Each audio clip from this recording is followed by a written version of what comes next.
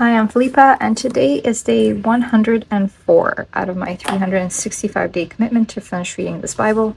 So we still have the rebuilding of Jerusalem's walls, and it says, while the enemies scoff, Nehemiah prays and continues to work.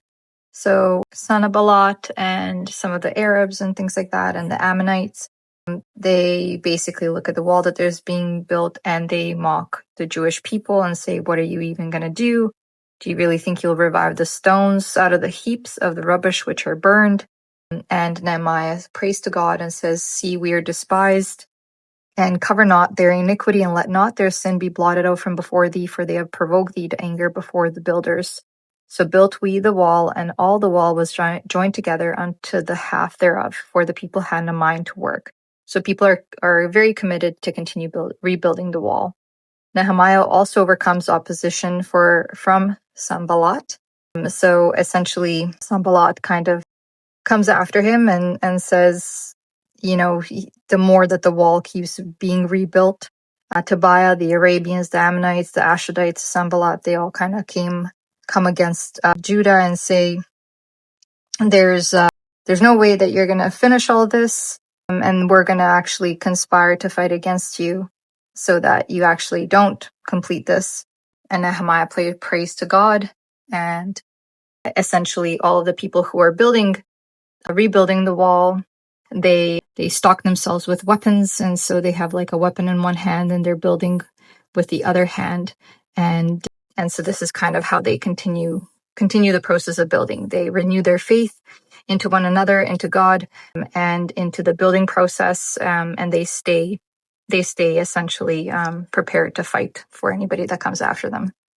There's a small section here randomly saying that the poor complain about their rich relatives. I'm saying that, some people have more than others, and Nehemiah then stops the rich from taking advantage of the poor by saying to them, listen, we are all brothers. We were in captivity. Are you going to keep your own brother in captivity through withholding like food and land and things like that from him?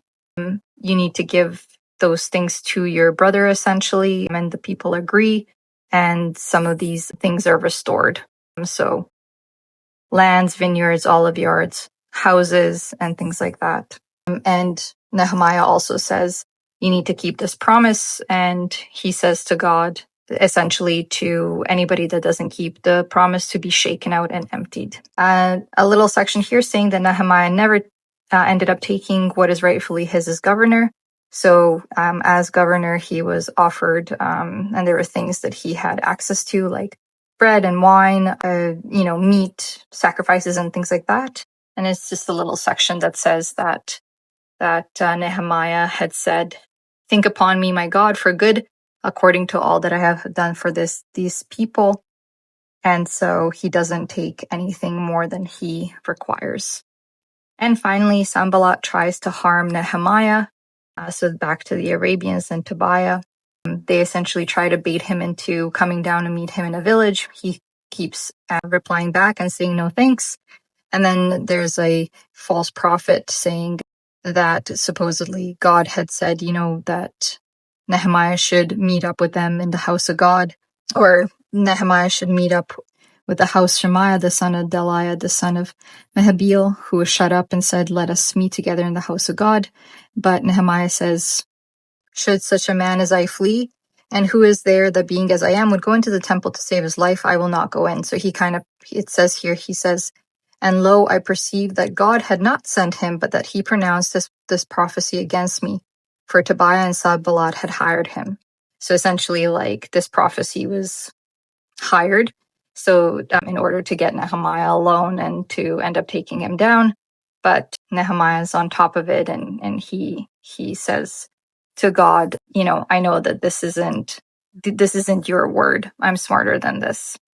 And finally, the wall is rebuilt. It says in spite of opposition. So the wall gets built. Nehemiah places his brother Hanani and Hanani, the ruler of the palace, in charge over Jerusalem because they are faithful men.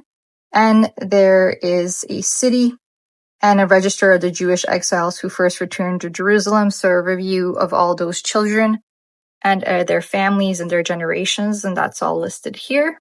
And then we have this last section just basically saying that the whole congregation together was 42,303 score. There's a lot of maid servants and manservants, and including all of the animals, and then some of the chief of the fathers who gave towards the work of rebuilding the wall.